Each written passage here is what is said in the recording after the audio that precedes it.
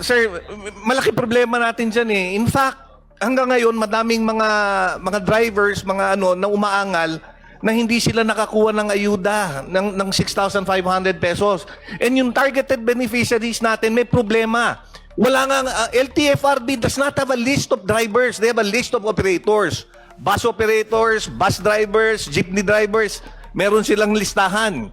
Pero wala silang listahan ng driver. Ang kailangan mabigyan ng benepisyo, yung driver, hindi yung operator. So that's one problem.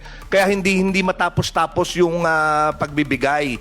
I think kung gusto natin targeted approach, let's give fuel subsidy. Pero kailangan i-implement na yung fuel subsidy at hindi lang yung 6,500 pesos.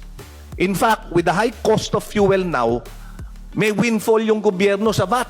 Isipin mo, dumoble na eh, more than double na yung presyo. And we're imposing parang almost 12% on VAT.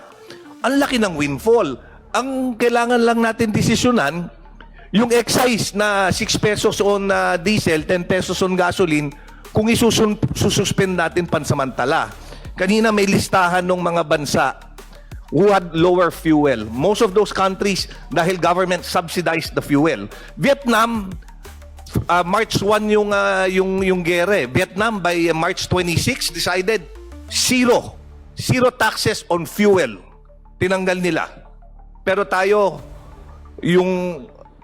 kahit nawala yung excise, walang nawala sa gobyerno eh. Dahil nag-compute tayo ng annual budget natin based dun sa maaaring koleksyon when prices of fuel was at an average 60 pesos. So walang mawawala eh. And we're not saying that we suspend it for a year or 6 months. 'Di ba? Bakit hindi muna natin isuspend for a month or two para hindi masyadong ganun ka-effect?